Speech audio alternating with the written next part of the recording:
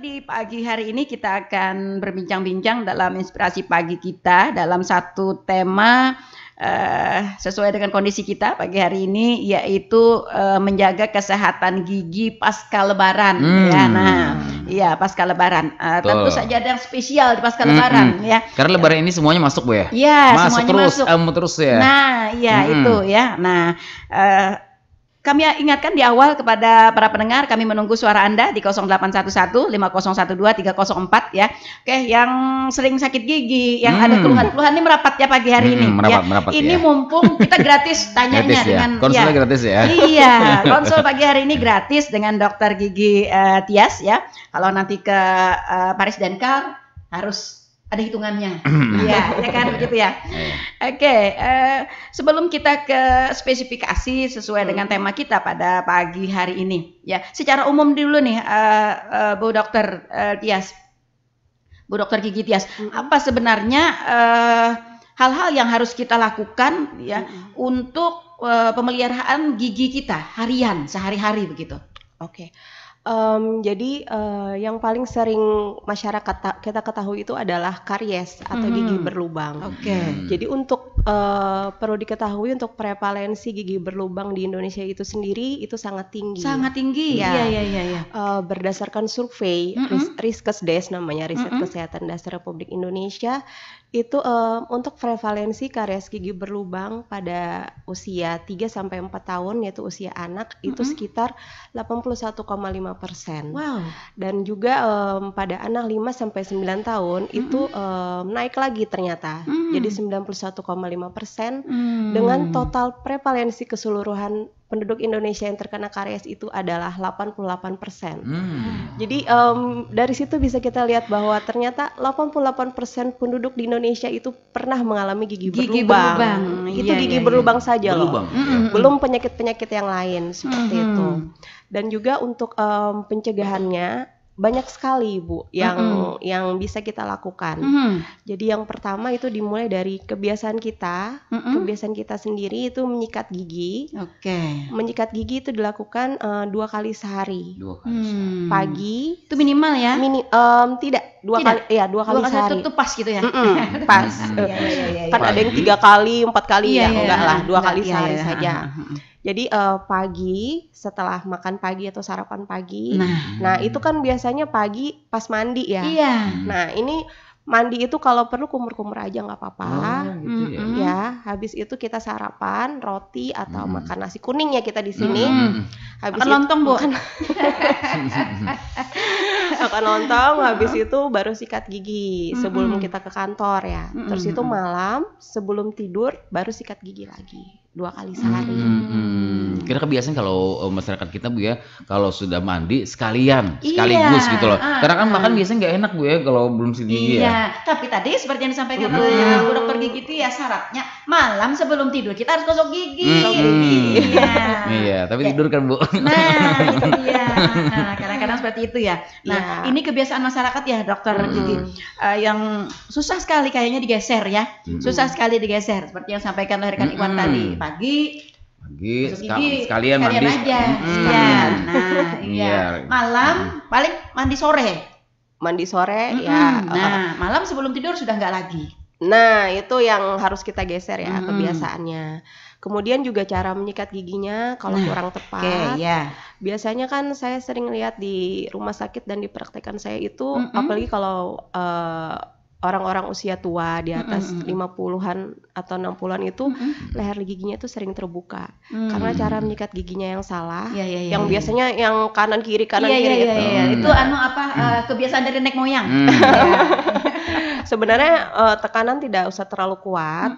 Jadi kalau untuk gigi atas itu dari gusi ke gigi. Jadi dari atas ke bawah, kemudian untuk rahang bawah dari gusi ke gigi. Jadi dari bawah ke atas.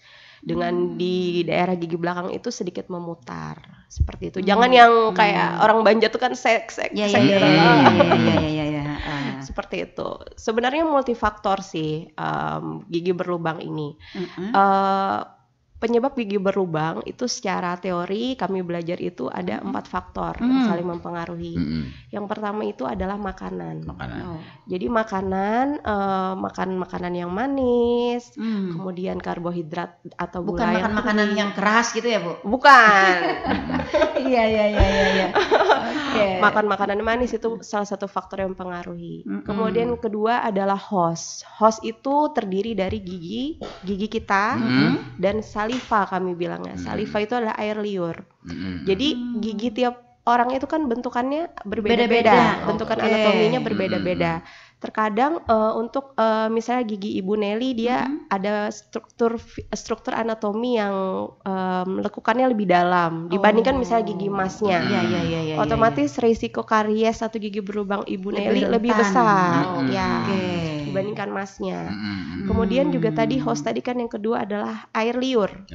Jadi ada beberapa pasien yang memiliki produksi air liur yang sedikit dibandingkan dengan orang biasa. Misalnya pasien dengan diabetes mellitus atau pasien dengan riwayat hipertensi atau pasien dengan sindrom-sindrom tertentu. Sehingga kita ketahui air liur itu mempunyai fungsi yang sangat banyak. Dia memiliki enzim-enzim di sana, kemudian bakteri baik, dan dia membasahi rongga mulut kita. Sehingga kalau misalnya air liurnya sedikit, otomatis risiko gigi berlubangnya tambah lagi. Gitu. Kemarau, Bu. Iya. Kemarau. Nggak ada siraman. Okay. Kalau berlebih gimana, Dok? Kalau berlebih nggak apa-apa. Dan nggak ada sindrom yang berlebih. Kemudian yang ketiga adalah bakteri. Bakteri yang ada pada rongga mulut kita. Bakterinya namanya Streptococcus mutan. Kemudian yang keempat adalah waktu. Ya, jadi apabila salah satu atau lebih dari satu itu kena, berarti terjadi ketidakseimbangan faktor di dalam rongga mulut kita. Jadi timbul lagi gigi berlubang. Oke. Saya ke kebiasaan tadi, dokter Gigi. Saya ke kebiasaan yang biasa kan masyarakat kita lakukan tadi ya, pagi dengan sore ya pada saat mandi gitu kan sekaligus gitu. Nah, ini tentu saja tadi cukup mempengaruhi mempengaruhi kesehatan gigi kita. Nah, terus juga kebiasaan volumenya menggosok.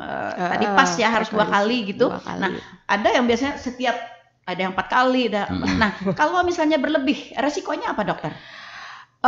Sebenarnya resikonya tidak apa-apa sih ya. Tapi apakah mungkin email gigi menipis atau bagaimana gitu? Enggak. Tapi yang jadi permasalahan itu kadang masyarakat kita mungkin menyikat gigi 4 kali sehari, tapi caranya Ibu. Jadi dia 4 kali, sudah 4 kali, caranya salah. Jadi leher giginya terbuka. Seperti itu. Dan juga saya sering melihat kondisi-kondisi di lapangan itu anak-anak, apalagi anak-anak yang baru bayi gitu ya, yang baru giginya itu baru tumbuh, gigi susu baru gitu tumbuh, itu dia tidak dipakaikan pasta gigi oleh orang tuanya. Karena dia nggak bisa kumur-kumur, dokter. Bisa ditelan langsung. Sebenarnya penelitian berdasarkan jurnal terbaru itu malah pada usia 6 bulan gigi susu anak itu kan baru tumbuh. Itu adalah waktu yang tepat untuk memakaikan pasta gigi berfluoride. Jadi kita beli aja pasta gigi yang murah-murah aja, yang di Alfamart, Indomaret khusus anak-anak. Kemudian kita aplikasikan sedikit dengan ukuran seperti kacang hijau seperti itu. Kita oleskan di gigi anak tersebut, kemudian kita bilas seperti itu. Jadi saya sering banget ngelihat pas ditanya kenapa gitu, soalnya takut ketelan. Padahal itu sudah sesuai formulasi oleh FDA. Untuk anak-anak. Jadi FDA itu dia udah memikirkan kalau tertelan pasti resikonya sudah tidak akan berarti gitu. Iya, paling tidak ringan sekali lah. Ringan gitu sekali. Jangan khawatir gitu ya, Dok. Jangan khawatir. Jangan khawatir. Kecuali kalau bikin sendiri. Iya. Budadak. Bikin sendiri dari arang dari dedak kamu yang dari dedak. Iya, ada jadi keluar yang bahari itu. Nah, lalu dengan ada kadang-kadang orang juga yang kebiasaan makannya itu, dokter, anggaplah ibaratnya tuh rakus gitu. Nah, apakah dalam kondisi ini juga akan mempengaruhi juga kondisi kesehatan giginya? Rakusnya mungkin perlu kita lihat lagi ya, orangnya misalnya berat badannya seperti apa. Kemudian kita kan ngelihat pasien itu holistik ya, secara keseluruhan. Jadi berat badannya, apakah dia obesitas, tinggi badannya seperti apa, kemudian dia termasuk obes atau enggak. Kalau misal dia obes kan berarti kan dia ada kecenderungan terkena diabetes mellitus, seperti itu. Kalau misalnya dengan hubungannya dengan rakus, kalau dia bisa menjaga gigi dan mulutnya dengan benar ya menurut saya tidak apa-apa sih ya. Iya, tidak ada pengaruh yang secara langsung begitu ya dokter? Tidak ada. Oke. Iya. Lalu dengan kondisi orang itu sendiri, dengan kondisi orang itu sendiri, misalnya apakah seiring dengan usia, atau tergantung dengan pemeliharaan atau tergantung apanya nih dokter yang sangat mempengaruhi secara krusial terhadap kesehatan giginya? Oke, jadi untuk menjawab pertanyaan seperti ini, mungkin kita selalu sebagai dokter gigi selalu edukasi kan kepada pasien bahwa sangat penting untuk melakukan kontrol ke dokter gigi itu 6 bulan sekali. Kalau kurang dari 6 bulan sekali, it's okay, nggak apa-apa. Bahkan untuk pasien anak ketika dia gigi susunya baru pertama tumbuh itu, kalau orang tuanya concern kepada kesehatan gigi anaknya itu harus segera dibawa ke dokter gigi. Minimal anak tersebut tahu gimana praktekan dokter gigi, lingkungan kerjanya gimana. Jadi dia terbiasa untuk pergi ke dokter gigi. Jadi nggak takut gitu ya? Jadi nggak takut. Apalagi kalau dokter giginya cantik, masa sih? Jadi kita harus mengenalkan dulu walaupun si anak itu tidak kita lakukan perawatan apa-apa. Jadi kita say hi aja, kita main, dipraktekan. Terus itu ketika kita melakukan mengetahui misalnya Ibu Nelly, oh ini ada kelainan ibu, ini giginya lubang sedikit. Kita bisa melakukan pencegahan. Atau misalnya bentuk tumbuhnya itu bentuknya tidak merata atau gimana gitu ya. Jadi dari awal jadi sudah bisa ya gitu ya dokter. Jadi jangan menunggu gigi itu lubangnya terlalu besar. Jadi hal-hal yang harus seperti itu harus kita cegah. Juga kalau misalnya giginya itu udah bertambah parah lubangnya, itu otomatis cost yang dikeluarkan pasien kan lebih mahal. Dan juga akan biasanya kan kok sakit dok gitu. Ya iyalah sakit karena kan lubangnya udah sampai syaraf. Kalau misal kita lakukan pencegahan, kita lakukan kontrol 6 bulan sekali, misalnya lubangnya masih sampai pada lapisan awal, itu cepat kita lakukan perawatan, lebih simpel, harganya lebih murah, tanpa rasa sakit. Dan belum terasa merenyot kalau ajar orang banjir belum terasa merenyot. Anak-anak biasanya ada yang menangis tengah malam gitu dokter. Oh ternyata sakit gigi gitu. Tapi pada siang hari dia tidak ngerasakan sakit gigi itu gitu. Nah ini mungkin ada kebiasaan anak kah karena tidak gosok gigi waktu tidur atau bagaimana ini biasanya? Ya, karena kan gigi berlubang itu kan multifaktor tadi, yang 4 faktor tadi saya ceritakan. Jadi kebanyakan anak-anak kita itu mengkonsumsi air sumur ya misalnya. Air sumur itu dia kurang fluoride. Kalau misalnya air PDAM mungkin udah ditambahkan oleh pemerintah ya.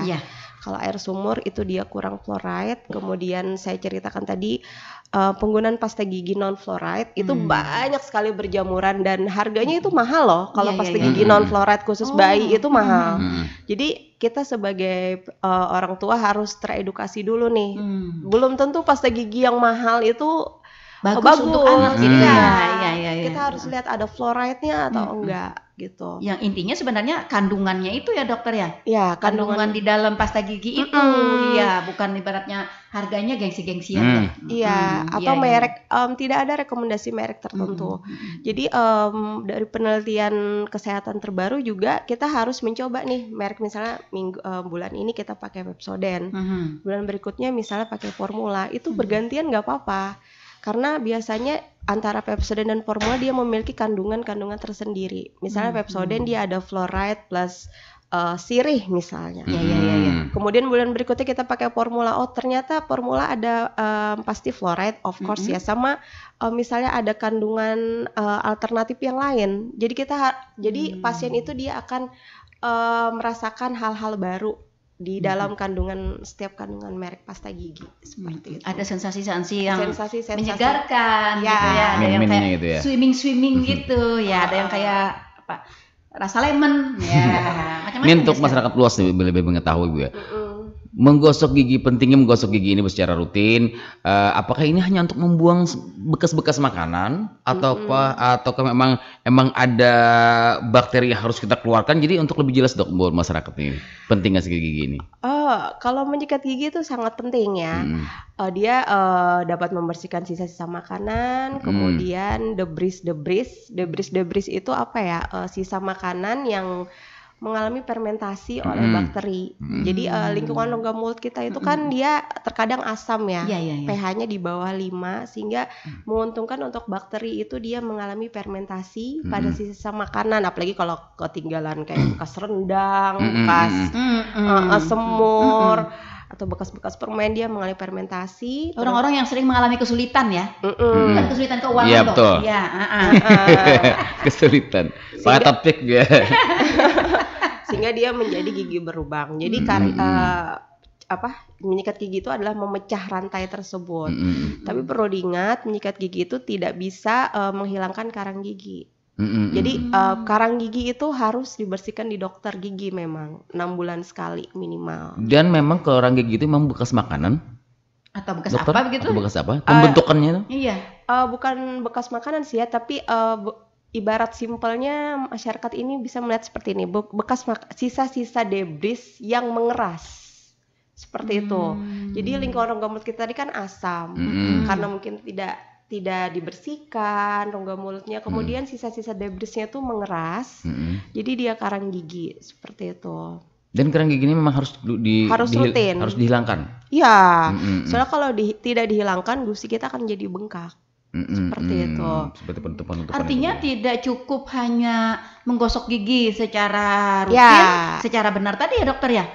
Iya, tetap artinya kita harus ada kontrol untuk makanya kan pentingnya kontrol itu. 6 bulan sekali. Dan juga kalau kita memiliki dana berlebih, tidak salahnya kalau kita mencoba perawatan yang ada di dokter gigi. Banyak sekali perawatan seperti pemberian varnish fluoride pada anak-anak dan pada orang dewasa, misalnya pemakai kawat gigi seperti saya, itu kan tidak maksimal membersihkan gigi, itu bisa kita tambah suplementasi lah ibaratnya, kita kuatkan giginya, itu bisa 6 bulan sekali.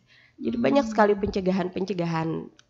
Sekarang sudah cukup canggih ya dokter ya, untuk artinya untuk pertumbuhan gigi dari awal tadi misalnya kita mau membentuk seperti apa, sudah ada teknologinya begitu ya, sudah ada teknologinya. Nah, jadi bagi para pendengar nih ya, kita tadi sudah sampaikan bahwa seperti yang disampaikan oleh Dr. Gigi Tias, bahwa memelihara gigi itu dimulai sejak awal tumbuhnya gigi anak ya, gigi susu. Iya, jangan dianggap remeh nih. Ada yang anggap remeh begini dokter, ada apa-apa gigi susu aja gitu kan, nanti berganti gitu. Nah, artinya hubungan dengan gigi susu dengan gigi yang akan tumbuh ini bagaimana? Kaitannya erat atau bagaimana? Oh ya, nah ini juga banyak pasien-pasien ya. Ini orang Banjar nih. Ini gigi susu jua dok kayak kan papa jua aja. Katanya gitu. Pacul juga kan aja. Gantikan aja, iya makanya itulah. Bahkan keluarga terdekat saya seperti itu juga sebenarnya. Jadi memang itu sudah pelajaran turun-temurun dokter. Jadi memang tidak bisa dianggap remeh Bu. Jadi anak-anak itu jangan salah loh, dia itu nggak pede loh kalau misalnya anak dia punya gigi yang rusak, jadi mempengaruhi ke tingkat percaya dirinya ketika di sekolah. Jadi dia kayak susah senyum karena dia belum lagi bulian ya. Merasa giginya nggak bagus, kok giginya hitam gitu, jelek gitu. Dia merasa wah ini nggak pede gitu. Itu satu. Kemudian juga gigi susu ini dia sebagai guiding itu pemandu untuk gigi permanennya untuk tumbuh. Jadi ketika misalnya gigi susunya rusak, kemudian dia lepaskan karena rusak, tidak dirawat oleh orang tuanya.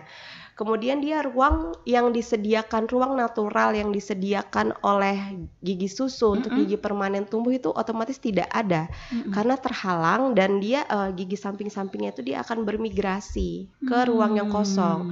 Otomatis gigi permanen yang akan tumbuh dia tidak ada ruang, sehingga menyebabkan giginya berjejal, gigi permanen yang akan tumbuh. Nah, itu banyak sekali terjadi di tempat kita.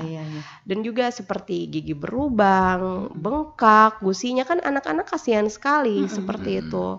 Dia akan menurunkan kualitas hidup anak-anak. Dia tidak terganggu belajar, kemudian tidak bisa tidur, tidak bisa makan, kemudian nutrisi gizi yang masuk ke dalam tubuh tentu saja akan berkurang. Akan berkurang seperti Gak itu. nafsu makan juga Bu ya. Nggak nafsu makan. Makanya itu kan saking kuatnya ya pengaruh gigi ini untuk kesehatan, makanya ada lebih baik sakit hati daripada sakit gigi gitu ya. Sakit hati masih bisa makan. Ragu lagi ya. Ini Dok, menurut dokternya, anjuran dokter bagaimana? Menyikat gigi itu akan apakah cukup dengan fluoride saja? Kan sekarang banyak ya obat kumur ya Bu ya, banyak berjualan di sini dengan bermacam-macam merek. Menurut dokter sendiri perlukah obat kumur, cairan seperti ini? Oke. Jadi menurut saya selalu mengedukasi kepada pasien bahwa paling penting itu menyikat gigi dulu. Menyikat gigi 2 kali sehari, pagi dan malam, pagi setelah makan, malam sebelum tidur. Dan juga untuk anak-anak sedini mungkin dikenalkan dengan pasta gigi berfluoride dengan formulasi pasta giginya itu kalau untuk usia 6 bulan sampai 3 tahun itu sebesar biji kacang hijau. Kemudian untuk 3 tahun ke atas itu sebesar selapis tipis sikat gigi. Pastanya. Kemudian untuk penggunaan pasta gigi, of course pasta gigi berfluoride. Ya. Terus itu juga penggunaan sikat gigi juga harus diperhatikan. Sikat gigi itu jangan sikat gigi sekali kita beli, habis itu kita pakai selamanya. Tidak boleh. Gantian lagi ya. Gantian lagi. Sedih banget itu. Itu kalau misalnya sudah mulai ya mungkin sebulan 2 bulan sekali diganti sikat gigi itu. Kemudian cara memilih sikat gigi itu bulu sikat gigi pilih yang lembut. Kemudian juga jangan kasar dengan ujung sikat giginya itu tumpul. Dan kalau bisa bentuk sikat gigi jangan terlalu besar sehingga dia bisa menjangkau dari gigi belakang, sisa-sisa makanan di belakang, rahang atas dan rahang bawah. Kemudian untuk penggunaan obat kumur penelitian terbaru sekarang untuk penggunaan obat kumur itu tidak terlalu tidak terlalu penting juga kecuali indikasi oleh dokter giginya. Misalnya dia ada sariawan misalnya. Sariawan kan bisa disembuhkan oleh obat kumur dengan ingredient tertentu. Atau misalnya dia ada radang gusi, setelah gusinya radang biasanya kan penyebabnya karang gigi, Bu. Kita bersihkan kemudian sebagai mengobati lebih cepatnya lagi kita berikan obat kumur, tapi setelah obat kumurnya habis gitu kita stop. Kenapa? Karena sebenarnya obat kumur ini dia memiliki ingredient aktif yang dia dapat membunuh bakteri baik pada rongga mulut sehingga malah yang terjadi kalau kadang dipakai terus-menerus begitu ya dalam waktu panjang. Kadang malah pasien itu datang pernah jamuran. Jadi kaget nih saya, loh kok jamuran? Pada kemarin nggak apa-apa, ternyata saya telisik, oh ini dia pakai obat kumur 2 kali sehari selama terus-menerus. Jadi dia akan membunuh bakteri-bakteri alami yang sebenarnya sangat penting untuk rongga mulut kita. Seperti itu. Jadi memang fluoride juga mungkin sudah cukup Dok ya. Dan juga kalau seperti saya bilang tadi kalau ada dana tambahan nih, ya periksakan ke dokter gigi. Terus itu nanti dokter gigi mungkin kasih varnish fluoride atau kasih fluoride gel untuk masnya atau untuk anaknya seperti itu untuk lebih menguatkan giginya. Iya. Lalu dokter untuk orang yang sudah dewasa gitu ya, sudah tumbuh gigi sebenarnya tadi sudah semuanya ya, sudah tumbuh. Nah, pemeliharaannya secara rutin sehari-hari selain daripada menggosok tadi ya, menambahkan mungkin penggunaan bahan yang lain kayak obat kumur dan lain sebagainya, kemudian menjaga makanan juga ya. Nah, apa yang ibaratnya kayak misalnya menambahkan vitamin D atau apakah begitu yang juga perlu untuk menjaga nih agar kuat gitu gigi kita begitu? Enggak sih, kalau menurut saya itu saja sebenarnya sudah cukup. Gak perlu makan vitamin gitu dokter? Vitamin spesial untuk gigi gitu. Vitamin G ya? Iya. Enggak sih kalau Enggak, untuk ya. vitamin-vitamin kalau enggak ada indikasi dokter itu kan berarti kan pasien-pasien khusus ya. Itu enggak. Kalau secara keseluruhan itu saja cukup. Oke. Seperti itu. Jadi memang karies ini adalah penyakit yang berjalannya itu ada proses perjalanan menuju gigi berlubang. Enggak yang langsung hari ini ada sisa makanan bakteri besok langsung berlubang. Oh itu enggak. Iya. Jadi itu ada prosesnya. Jadi bagaimana kita caranya memutus proses tersebut menjadi jadi gigi kita itu pintar sebenarnya Bu. Gigi kita, organ tubuh kita itu pintar. Jadi ketika ada bakteri, ada antigen yang masuk, dia itu memiliki reaksi-reaksi pertahanan tubuh tertentu. Jadi dia ada namanya membentuk dentin tersier untuk mencegah gigi berlubang. Dia membentuk lapisan-lapisan tertentu sebenarnya. Tapi itu harus kita tambah lagi dengan kebiasaan-kebiasaan kita yang bagus seperti itu. Dokter, ini pada anak nih, ada kemarin titipan juga tadi malam. Ini pada anak yang punya gigi susu ya, sering ngedot kan ya, pakai dot gitu. Nah, lalu kan giginya rusak gitu. Nah, apakah sebaiknya gigi anak yang gigi susu ini sebelum dia lepas sendiri harus dilepaskan atau menunggu dia lepas sendiri aja begitu? Oke. Jadi anaknya usia berapa Ibu? Di bawah 5 tahun. Di bawah 5 tahun ya. Oke, jadi yang perlu saya bilang kepada pasien itu sebenarnya penggunaan DOT itu tidak direkomendasikan Oleh dokter gigi ya. oleh dokter gigi dan dokter anak. Saya kira dokter manapun tidak merekomendasikan penggunaan DOT karena banyak sekali efek sampingnya dibandingkan manfaatnya seperti itu. Jadi kan sekarang banyak yang dokter-dokter bilang kalau misalnya pakai sedotan anak atau pakai sipi cup karena mereka menghindari dari efek-efek seperti itu. Dan kemudian kalau misalnya memang mohon maaf sekali kalau misalnya memang malam harus diberikan DOT dengan susu formula itu kita cari susu formula itu dengan kandungan gula yang lebih rendah. Jadi kita cari misalnya di Alfamart cari kandungan gula yang lebih rendah dibandingkan susu formula yang lain.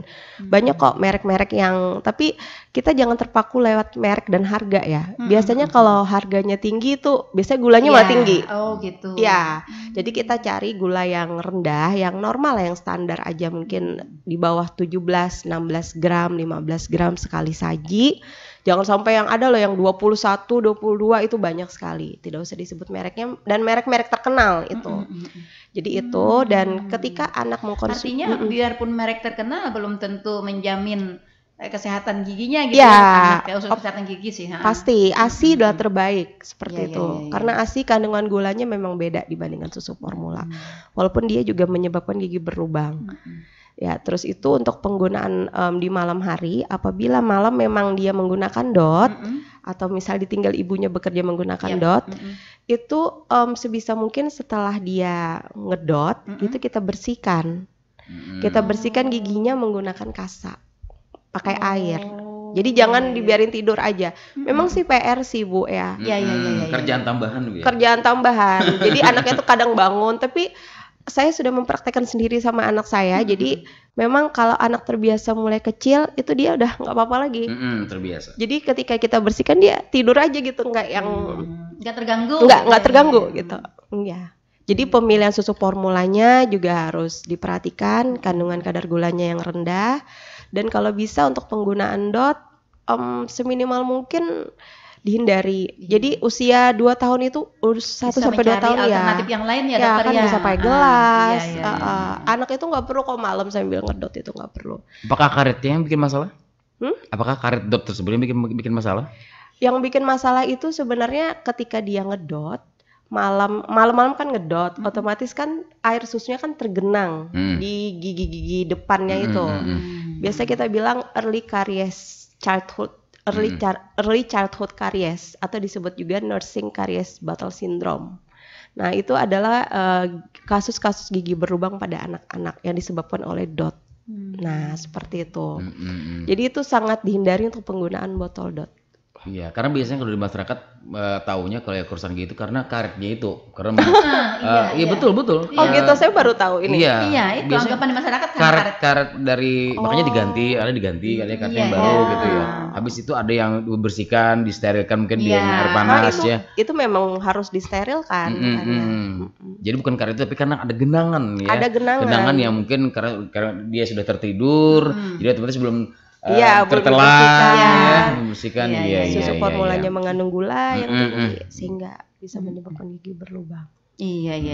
Nah itu ya. Jadi para pendengar, hari ini kita memang benar-benar mempunyai pengembangan wawasan, pengembangan wawasan terhadap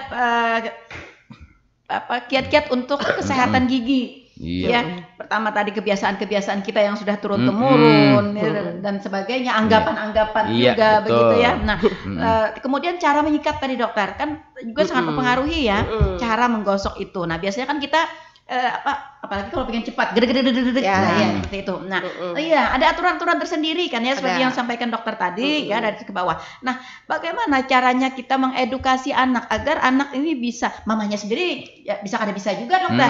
Iya, nah bagaimana membiasakan anak agar ia bisa melakukan hal-hal tersebut. Nah, jadi itu pentingnya kita bawa anak dan ibunya ke dokter gigi ya. Apalagi ketika usia 6 bulan, sekalian nanti diajarkan sama dokter giginya. Apalagi kalau misalnya dokter gigi spesialis gigi anak, dia biasanya lebih edukatif. Ada misalnya sejenis pantom atau boneka. Jadi nanti bisa kita ajarkan kepada si anak bagaimana cara menyikat gigi menggunakan media boneka atau media video biasanya seperti itu. Jadi banyak kok misalnya di YouTube juga, kalau ibu-ibu milenial zaman sekarang bisalah mencari. Iya, karena sekarang kan sudah zaman digital ya. Tapi tentu pertemuan secara face to face dengan dokter gigi itu adalah hal yang paling baik. Ya, kalau menurut saya ya, hal yang paling baik pertemuan langsung, karena mungkin kalau di media sosial ada mungkin yang tidak jelas atau apa gitu ya. Nah seperti itu. Jadi sekali lagi saya menggarisbawahi apa yang tadi disampaikan oleh Bu Dr. Gigi Tias, bahwa penting sekali ya bagi orang tua untuk memeriksakan atau melakukan kontrol gigi anak-anaknya sejak dini kepada dokter gigi ya, secara berkala begitu ya. Oke. Nah, lalu pelayanan dokter, untuk kontrol gigi ini di tempat kita di Paskes ya. Paskes kita begitu. Iya. Ini bagaimana? Gimana maksudnya gimana? Apakah yang kemarin ya, pertanyaan kemarin ya. Iya. Pertanyaan kemarin itu pernah sih Bu ya, waktu kemarin, tapi karena bukan dokter gigi ya. Kemarin ada yang mengatakan bahwa anaknya udah sakit nih, udah sakit. Tadi malam sudah tidur semalaman. Tapi ternyata dibawa ke fasilitas kesehatan seperti puskes, jadi nggak bisa dilayani karena mungkin katanya nggak vaksin. Ini memperpanjang kemarin nih pertanyaan kemarin. Konfirmasi. Harus vaksin dulu, jadi anaknya ditolak deh. Jadi kasihan deh, dia sakit nangis lagi. Kalau gitu kepraktekan saya aja. Saya tunggu jawabannya seperti itu sih. Enggak. Iya. Jadi memang kemarin kan memang lagi pandemi COVID ya Bu ya. Jadi setahu saya memang selama pandemi COVID itu ada beberapa fasilitas-fasilitas yang harus dibenahi, yang harus sebagai pencegahan kami sebagai dokter gigi supaya tidak tertular COVID. Jadi memang yang berat kemarin adalah harus adanya suction aerosol di praktekan gigi. Jadi itu untuk mencegah penyebaran virus COVID-19. Dan sepengetahuan saya di Play hari ini udah terlengkapi semua. Jadi tapi memang kemungkinan seperti itu, ada mungkin dokter gigi yang masih rada takut mungkin. Jadi ada prosedur SOP misalnya si pasien harus divaksin terlebih dulu seperti itu. Harus vaksin 2 kali. Padahal anak kan masih belum secara keseluruhan ya vaksin 2 kali gitu. Kemudian juga harus banyak yang harus dibenahi seperti itu. Harus adanya suction aerosol, kemudian APD-nya harus lengkap. Tapi kalau menurut saya, kalau pada tahun 2023 ini karena vaksin kita udah udah banyak pasien yang tervaksin, ya palingan kisaran 20-30% lah ya, anak-anak dan pasien dan orang seperti kita ini belum vaksin atau mungkin nggak percaya vaksin, tapi otomatis dia akan terlindungi oleh orang-orang lain yang vaksin.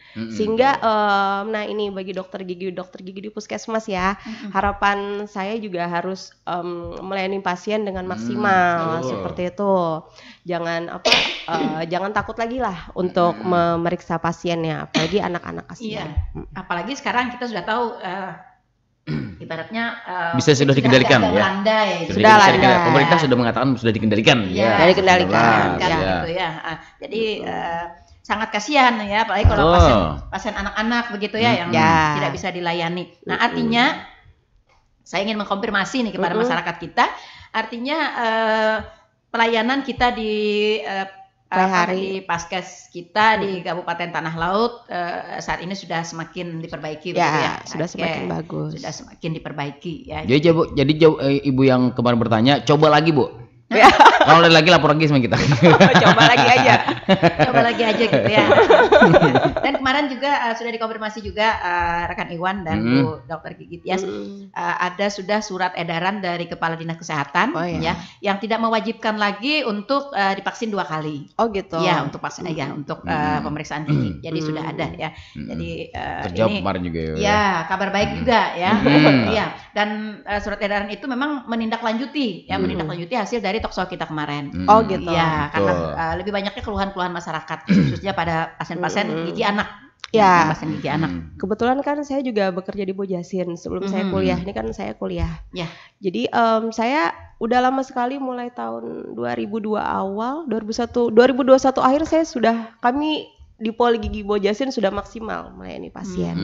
Tapi memang banyak sekali karena mungkin ketidaktahuan teman sejawat juga mungkin, jadi mereka merujuk ke kami karena kami kesepakatan di rumah sakit harus mengerjakan bagaimana caranya, karena kalau tidak dikerjakan siapa lagi yang bisa diharapkan gitu. Jadi ya udah kita kerjakan semaksimal mungkin, apabila tidak bisa lagi baru kita rujuk ke Banjarmasin seperti itu. Kalau Bu Jasin kan nunggu rujukan dari sini juga kalau BPJS Bu ya. Dari Puskes juga. Jadi pertama ya. Awalnya ini Paskes tingkat pertamanya ini yang harus coba lagi aja. Yang akan gitu. Iya. Itu. Dan ada beberapa juga Bu Dokter yang di Paskes pertama ini pelayanan kan tadi disebutkan ya banyak yang berlubang gitu ya. Nah, untuk penambalan ini kayaknya kayak agak terbatas gitu. Ya, terbatas ya. Apakah mungkin karena obatnya kas, obatnya Stokredika? Atau apakah begitu? Sulit jawabnya Bu ya.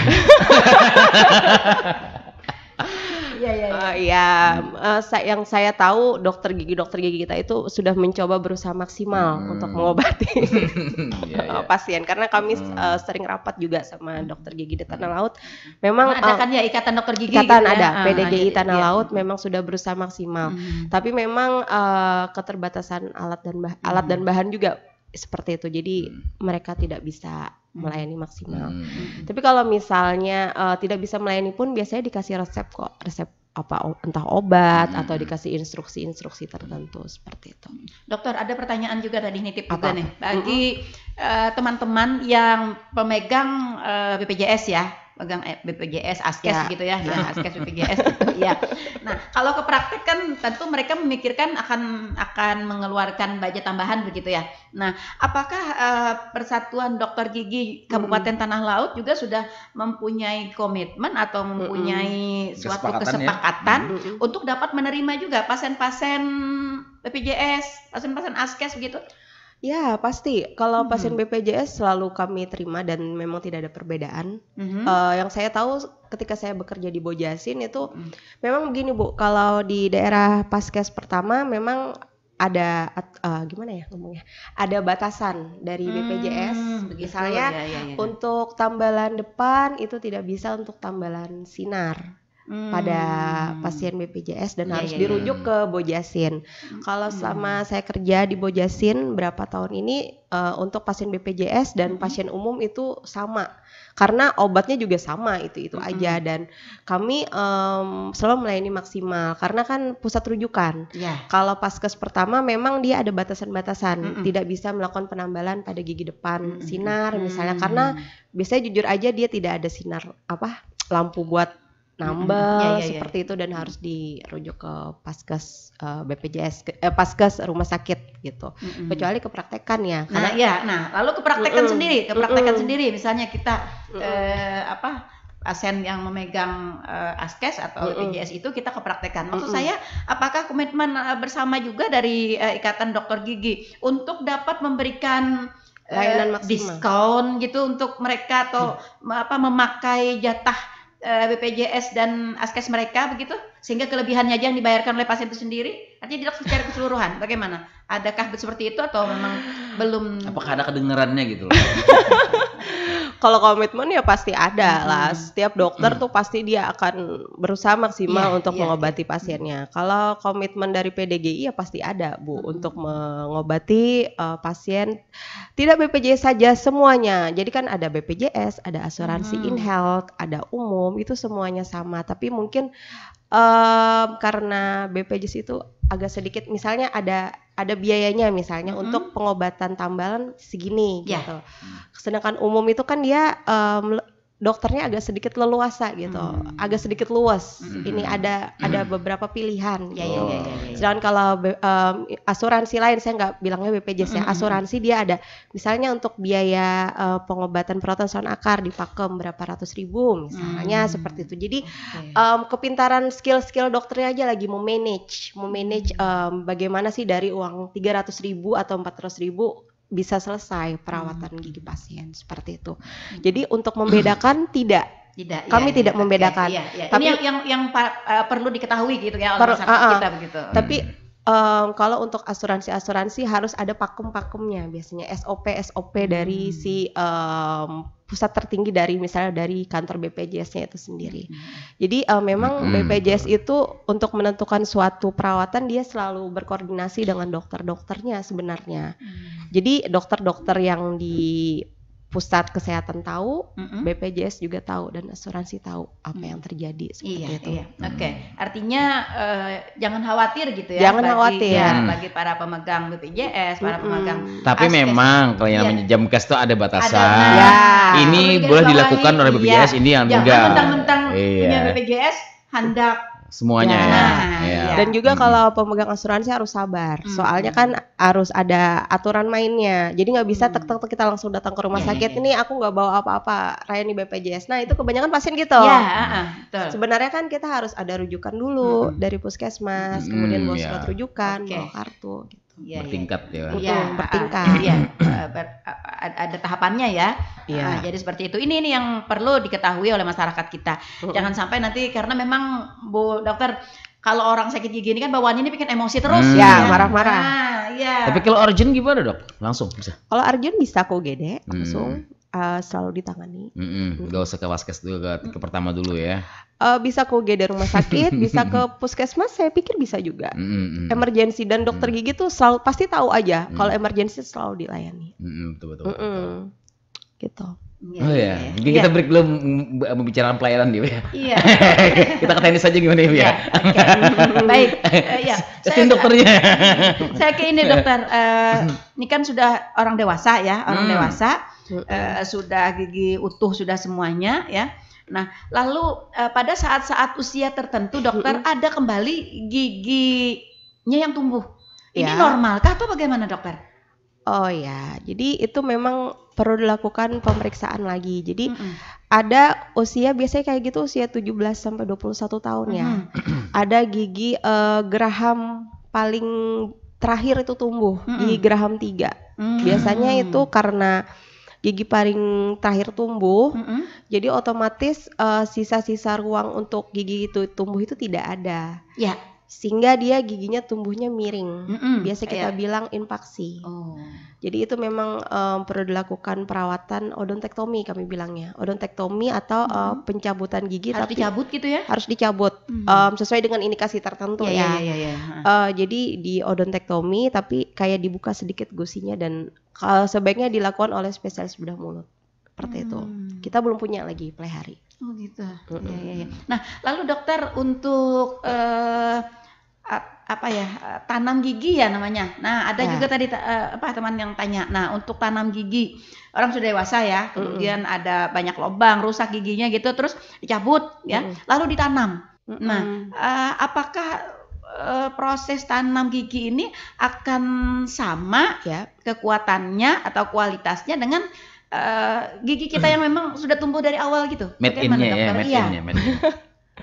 Oke, jadi untuk gigi palsu itu macam-macam sekali jenisnya. Ada yang lepasan, ada yang implan itu tanam seperti ibu bilang. Ada itu memang benar-benar tumbuh atau gimana dokter? Bukan, jadi itu misalnya implan itu dilakukan oleh dokter gigi spesialis prostodonsia, atau biasanya spesialis perio juga mengerjakan. Prosto itu spesialis gigi palsu, perio itu spesialis jaringan penyangga. Mereka ya berdua yang kompeten untuk melakukan itu. Jadi itu giginya ya pasiennya harus kita ini dulu ya, observasi dulu ya kesehatannya, tensinya harus normal, DM-nya gulanya harus terkontrol. Kemudian juga kita masukkan sejenis pin seperti itu, pin kayak kayak paku gitu, pin gitu ya, dimasukin ke dalam gusinya. Kemudian setelah itu perjalanannya masih lumayan panjang ya. Jadi setelah kita masukin pin, kita observasi, mungkin perlu waktu 1 minggu. Ketika jaringan gusinya sudah bagus, baru kita masukkan lagi mahkotanya. Seperti itu. Iya. Ya. Kalau untuk Kabupaten Tanah Lot sendiri itu belum bisa dilakukan ya? Untuk spesialis prosto dan perio belum ada kita. Belum ada, meskipun di dokter praktek begitu, di Paris Dental Care. Paris Dental Care bisa dong. Oh bisa, oke. Iya, makanya. Saya tadi ada yang tanya soalnya, di mana bisa gitu ya. Artinya kalau untuk di fasilitas pemerintah mungkin belum ya, belum. Kalau BPJS belum cover. Oke, nah ini ada kasus juga nih Bu Dokter. Kasusnya ini udah berumur juga ya, udah berumur tapi giginya masih utuh, enggak berlubang ya. Tapi kalau sudah mulai, kalau mengunyah makanan agak keras sudah mulai terasa sakit. Agak ngilu-ngilu gitu ya? Mungkin bisa dikatakan sensitif, bisa juga. Tapi kalau sensitif kan mungkin karena air es ataupun kena panas ya. Apakah dia orang Banjar bakajut? Tapi ini masih sensitif ya, oke. Nasinya soto, panas, minumannya teh es.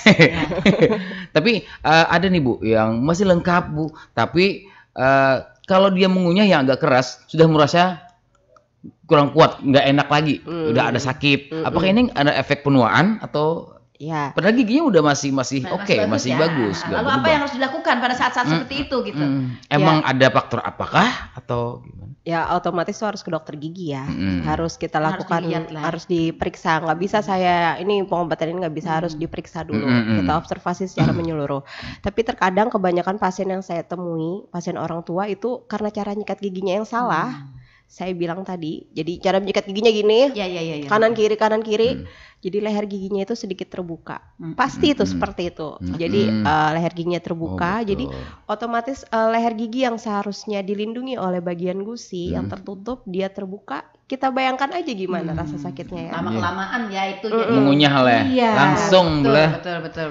Dan juga pada orang tua itu biasanya terjadi penurunan tulang alveolar. Jadi dia ada resesi tulang sehingga dia air itu masuk ketika kita makan minum dingin, dia masuk ke dalam tulang yang turun seperti itu. Sehingga itu harus dilakukan perawatan. Oke, baik, kita ke ini dokter, ke tema kita hari ini. Nah, adakah yang spesifikasi gitu ya perawatan gigi dengan hari-hari yang biasa perawatan gigi pada pasca Lebaran?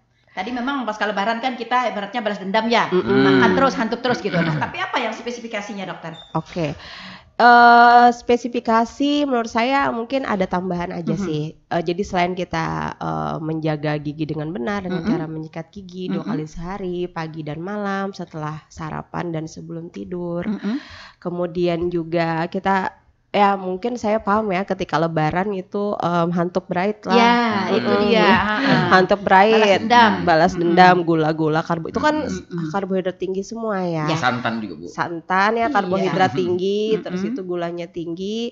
Nah, setelah lebaran periksalah ke dokter gigi. Periksalah ke dokter gigi, dicek-cekin tuh ada lubang kah atau jaringan tulangnya seperti apa, keadaan gusinya seperti apa, kalau ada karang gigi ya dibersihkan, seperti itu. Itu aja sih. Harus sering kontrol ke dokter gigi. Kalau misalnya alasannya nggak punya uang, menurut saya banyak sekali kok puskesmas sekarang juga memiliki pelayanan yang oke, yang maksimal juga seperti itu. Jadi pemerintah kita sudah berusaha begitu ya untuk tidak ada alasan lagi untuk tidak memiliki gigi yang bagus. Iya, tidak ada alasan sakit gigi karena sakit hati. Iya, karena tidak ada biaya. Tidak ada biaya. Iya. Saya ingin bertanya sama Bu Dokter juga. Pelak sama karang gigi ini apa memang pemicu utama infeksi mulut? Iya, salah satunya. Jadi karang gigi itu dapat menyebabkan gusi kita itu menjadi radang. Jadi salah satu manifestasi klinis dari gusi radang itu adalah ketika kita menyikat gigi itu kadang ada sedikit darah di sikat giginya. Nah, itu harus segera dibawa ke dokter gigi selain diberikan perawatan-perawatan sesuai dengan indikasi seperti misalnya membersihkan karang gigi dan pemberian obat kumur dan juga ada antibiotik dan penanir yang kami berikan. Dan kalau misalnya dibiarkan nggak ada apa-apa misalnya kan radang gusinya. Terus nanti infeksinya akan terus menyebar menjadi namanya tadi kan gingivitis ya kalau radang gusi. Kalau kita biarkan menjadi periodontitis. Periodontitis itu adalah infeksi pada tulang alveolarnya. Sehingga dia tulang alveolar pada orang itu akan turun, itu akan semakin sulit lagi perawatannya. Karena akan turun estetika pada gigi pasien juga akan semakin jelek seperti itu. Iya. Dokter, selain daripada gigi berlubang tadi ya karang gigi atau kemudian gusi bengkak, gusi berdarah, gusi bernanah. Nah, terus juga biasanya bagian mulutnya ada yang sariawan. Nah, apakah sariawan ini juga berhubungan dengan kondisi gigi kita, dokter? Oh, ya. Jadi kalau untuk sariawan itu tidak berhubungan sebenarnya dengan secara langsung ya. Secara direct. Jadi perlu diketahui kalau untuk sariawan itu faktor penyebabnya multifaktor. Jadi ada yang disebabkan karena karang gigi. Jadi dia lokasi sariawannya dia berseberangan dengan karang gigi. Itu bisa faktor pemicu. Kemudian karena faktor hormonal juga bisa. Biasanya kalau pada ibu-ibu nih atau pada perempuan seperti saya hormonnya tidak seimbang, ditambah stres bisa memicu terjadinya sariawan. Kemudian defisiensi vitamin B juga bisa pemicu sariawan. Kemudian pada anemia, kemudian pada pasien-pasien dengan sindrom tertentu, pasien dengan leukemia itu bisa sariawan seperti itu. Soalnya begini, ketika seseorang sariawan, lalu dia lebih sering menggosok gigi. Oh, katanya, gitu. Iya. Nah, harus lebih sering menggosok gigi. Ini apakah ada hubungan langsung? Ya, sugesti aja ya. Iya. Nah, secara langsung tadi tidak ada hubungannya ya. Banyak hal yang menyebabkan bisa terjadinya sariawan. Salah satunya juga tadi yang seperti kebiasaan atau cara gosok gigi yang salah gitu ya, dokter ya. Yang buru-buru bisa gitu. Itu namanya bukan sariawan sih. Kita bilangnya traumatic ulcer. Jadi perbedaannya itu perbedaannya itu dia dari bentukannya. Kalau sariawan itu dia bentukannya bulat, oval. Biasanya disebabkan oleh kayak seperti saya sebutkan tadi, hormon, karang gigi, pasien itu sakit penyakit lain. Kalau traumatic ulcer biasanya karena trauma itu bisa karena sikat giginya yang kena sikat gigi atau pemilihan sikat gigi yang salah atau bisa karena kejetok ini jadi atau terkait tulang ayam kan pas lebaran nih masih banyak opor trauma terus itu dia bentukannya juga tidak beraturan. Kalau sariawan itu kan dia bulat ya. Kalau traumatic ulcer tuh dia bentukannya agak sedikit tidak beraturan. traumatic ulcer namanya. Iya. Kalau di masyarakat itu pokoknya kalau ada luka di dalam mulut itu namanya sariawan, dokter. Anggapan mereka itu ya. Jadi ini juga penting kita ketahui, artinya sariawan ini tidak berhubungan secara langsung ya dengan kebiasaan kita menggosok gigi. Iya, tapi kalau traumatic ulcer, kalau sariawan yang dipandang masyarakat itu seperti traumatic ulcer juga masuk sih, berhubungan langsung ya. Dengan cara kita menyikat gigi ketika kita kejedot, itu kan mengakibatkan luka seperti itu. Oke, iya. Lalu ketika kita sariawan, apakah memang harus lebih sering menggosok gigi? Enggak sih, jadi juga, ya? sariawan itu pertama harus ke dokter gigi juga. Iya. Ke dokter gigi, terus itu nanti kita cek penyebabnya apa. Iya. Kalau misalnya dia memang ketidakseimbangan hormon, kita kasih rujukan ke dokter mungkin spesialis obgyn untuk menyeimbangkan hormon. Kalau memang dia karena defisiensi vitamin B, kita kasih vitamin B. Terus itu karena memang ada karang gigi, kita bersihkan karang giginya. Terus itu kita kasih obat kumur untuk mempercepat proses penyembuhan. Oke. Nah, lalu satu terus nih. Mumpung gratis tanyanya jadi ya. Silakan. Ya, bagi sudah usia tua gitu ya, usia tua kan tadi disebutkan dokter gigi tadi ada bagian-bagian tertentu yang mungkin sudah berkurang kekuatannya gitu ya. Ada yang sudah kayak kalau orang kampung tuh bilang rupui gitu, dokter. Ya, rupui gitu ya, ada yang udah rupui. Nah, untuk pemeliharaan tapi ada sakit, dokter, tidak sakit. Nah, lalu untuk ini kan ada pemeliharaannya juga ya. Artinya dokter gigi menerima tidak terbatas hanya pemeliharaan untuk anak-anak sampai usia dewasa, usia tua juga ya, boleh itu ya. Boleh dong, boleh. Ya. Harus malah. Soalnya ada yang malu katanya sudah tua-tua mau kayak dianggap masih pengen terlihat cantik begitu ya. Ingin muda lagi gitu ya. Iya, gitu. Malah harus muda terus dong. Mestinya ya, dokter. Ya. Nah, sedikit lagi. Ya. Sejauh apa sih pengaruhnya sakit gigi ini, dokter? Artinya yang paling berat nih sakit gigi ini begitu dengan kondisi seseorang. Wow, sangat banyak ya pengaruhnya. Jadi dari kesehatan gigi seseorang, kita sebagai dokter itu bisa menilai bagaimana orang itu sehat atau enggak. Penyakit diabetes mellitus itu ketika datang ke praktekan dokter gigi tahu loh pasien itu diabetes. Kenapa? Dari ada sedikit bau aseton dari rongga mulutnya. Jadi rongga mulut itu mencerminkan kesehatan dari orang itu, seperti itu. Dan kalau misalnya gigi berlubang itu dibiarkan atau sakit gigi dibiarkan, itu banyak sekali infeksi-infeksi yang menyebabkan akhirnya gitu, seperti mungkin pulpitis irreversible, atau dia ada bengkak atau abses yang besar bisa menjalar sampai ke dada, seperti itu. Jadi itu sakit gigi memang tidak bisa kita remehkan. Seperti itu. Jadi jangan dianggap remeh nih ya. Jangan dianggap remeh. Iya, makanya itu. Kalau apa jalan gigi aja sedikit ya, hanya lubangnya halus saja. Nambah dikuit-kuit. Nah, dikuit-kuit. Ampeh jalan. Ya, nah itu yang kita juga ingin menanamkan anggapan kepada masyarakat yang menggeser anggapan kita yang selama ini menganggap remeh gitu ya. Iya. Menganggap remeh terhadap pemeliharaan gigi ini, dokter. Ya. Apalagi kalau memang tidak terasa sakit, tidak terasa sakit, ya oke aja gitu ya, jalan terus ya, jalan terus sampai tulang ayam di mamah. Terakhir dari ulun, dokter, menurut dokter tipsnya dan anjuran yang pasti buat kita memilih pasta gigi ya, tapi nggak usah sebut brand ya, nggak sebut merek, yang ada di retail. Ini yang mengandung apa yang paling bagus buat kesehatan gigi? Fluoride plus mouthwash, atau ada kan fluoride ada yang kayak mouthwash juga ada. Jadi nggak usah sebut brand. Apa yang paling bagus kandungannya? Emang fluoride aja cukup? Jadi yang paling bagus kita pakai pasta gigi itu yang pasti harus berfluoride dulu. Itu soalnya ada juga loh pasta gigi tidak berfluoride dan harganya mahal.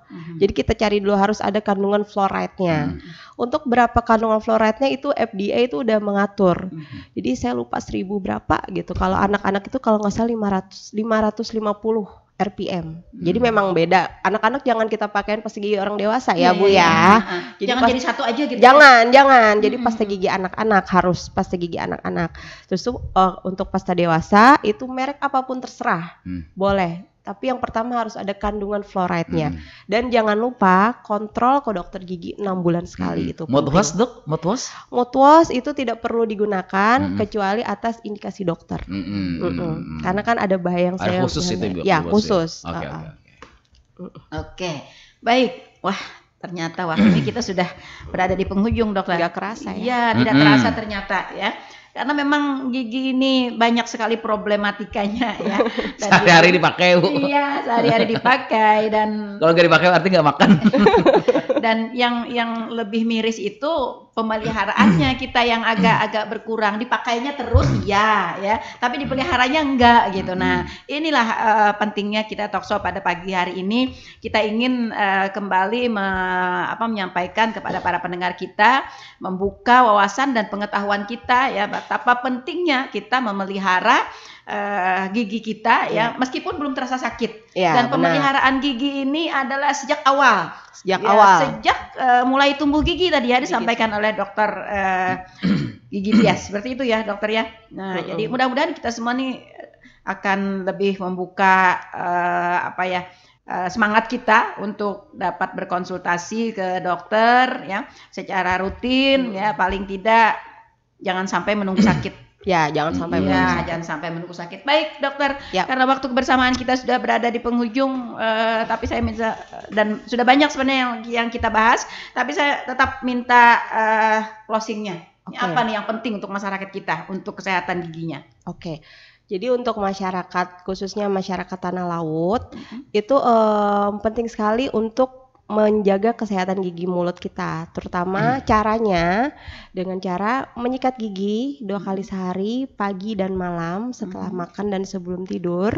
Penggunaan pasta gigi juga penting, harus pakai yang fluoride, dan anak-anak harus menggunakan pasta gigi yang berfluoride juga. Dimulai khusus untuk anak-anak ya. Khusus untuk anak-anak dimulai pada saat gigi susunya tumbuh.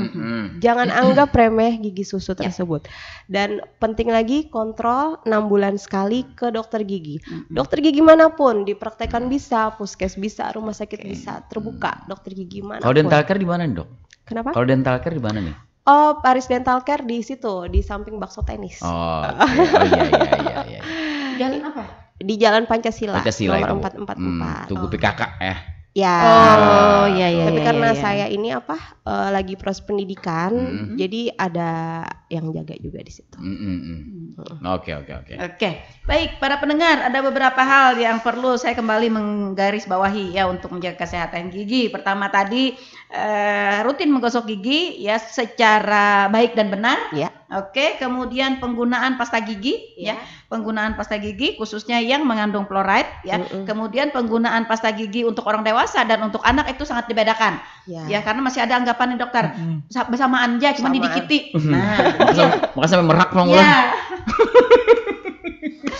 Oke, kemudian yang ketiga ya para pendengar, jangan anggap remeh gigi susu. Ya, jangan anggap remeh gigi susu. Ini kan papa jadi gigi susu aja, harus ke dokter gigi. Nah, ya harus dikontrol-kontrol. Nah, yang keempat yang paling penting juga adalah kontrol secara teratur. Ya, seperti itu. Sekali. Nah, ini ya para pendengar kita, mudah-mudahan kita dapat membuka wawasan dan pengetahuan kita untuk bersemangat selalu menjaga kesehatan gigi kita dari awal, karena gigi sangat penting ya untuk kehidupan kita, untuk kehidupan kita. Oke, baik. Sampai di sini jumpa kita dengan saya udah diundang sini. Dalam program Talkshow Inspirasi Pagi kita di hari ini edisi Senin 1 Mei 2023. Kami ucapkan terima kasih kepada Dr. Gigi Andi Tiastuti ya, Mbak Yes, atas kebersamaannya di pagi hari ini. Ya, semoga apa yang kita bahas pagi hari ini memang benar-benar dapat memberikan inspirasi bagi masyarakat kita khususnya dalam menjaga kesehatan gigi ya, dimulai dari sejak awal sampai dengan usia yang tidak terbatas. Seperti itu. Oke, amin.